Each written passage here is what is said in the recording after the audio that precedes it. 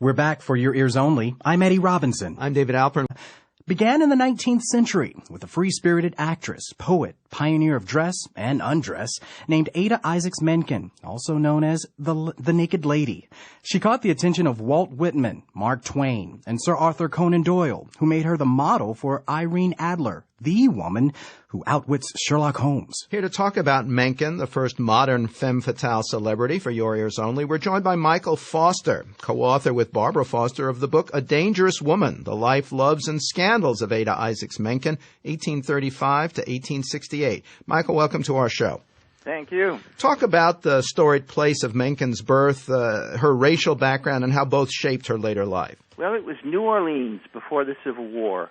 It's a fabulous place then and now. I know it well. I've lived there.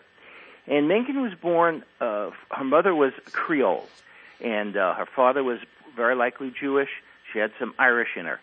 All three minorities were not in great favor in 19th century America, so she started with three strikes against her. But she had a tremendous will to succeed, which is what attracted me initially about her life. What was the state of the media in Menken's day? How did she exploit it? Yeah, it was a very, very revolutionary time, although it may not sound like that to our ears. The telegraph, for example, was just invented. It was the Twitter of its day. The photograph was essential, absolutely essential, and it just came in then. Everybody had a photograph album. That was the Internet of its day. Talk about her role as what may be the first pinup. Because of the invention of the photograph, she had a fabulous photographer. Every great femme fatale, every great female star has had their photographer.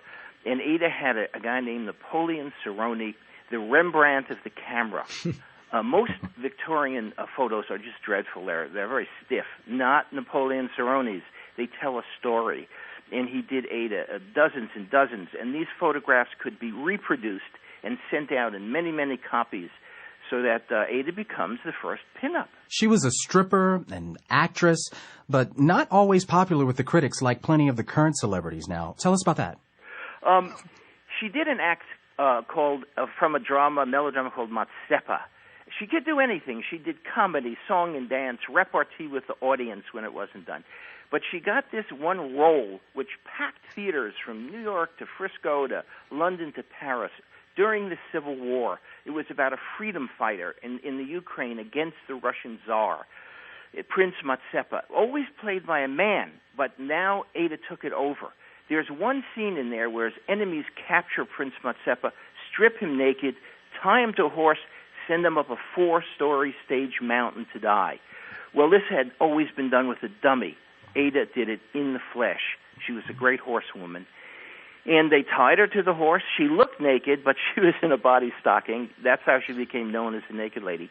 Up she went, music, flying vultures, wolves chasing her, all that sort of thing.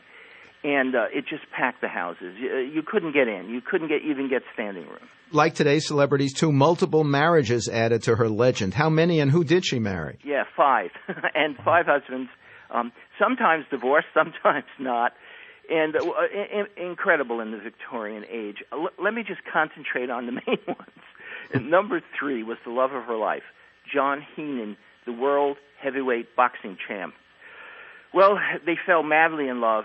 He went off at the beginning of the Civil War to England to fight for the world championship, and he became the first American sports hero. Came back, he was idolized. Unfortunately, he came back with an English mistress, denied he had ever married Adah, just when their child that they had conceived died. Well, there was a court case, and the papers picked it up. It was all over the front page. It knocked Lincoln's election off the front page. Adah Menken died at a very young age, 33. What happened? Well, she had some family TB. It wasn't called that then. She was weakened, but she fell. There were accidents. This 4-story ride on a narrow ramp was extremely dangerous. That's what the audience loved. You married sexuality and danger. Naturally, you had a hit. And, so it had to kill her sooner or later. She died from her fame And you could say the same about Marilyn. You could say the same about Princess Diana. These are really dangerous women in a sense, and they are most dangerous to themselves. Michael Foster is co-author with Barbara Foster of A Dangerous Woman, The Life, Loves, and Scandals of Adah Isaacs Menken from Lyons Press. And this has been For Your Ears Only.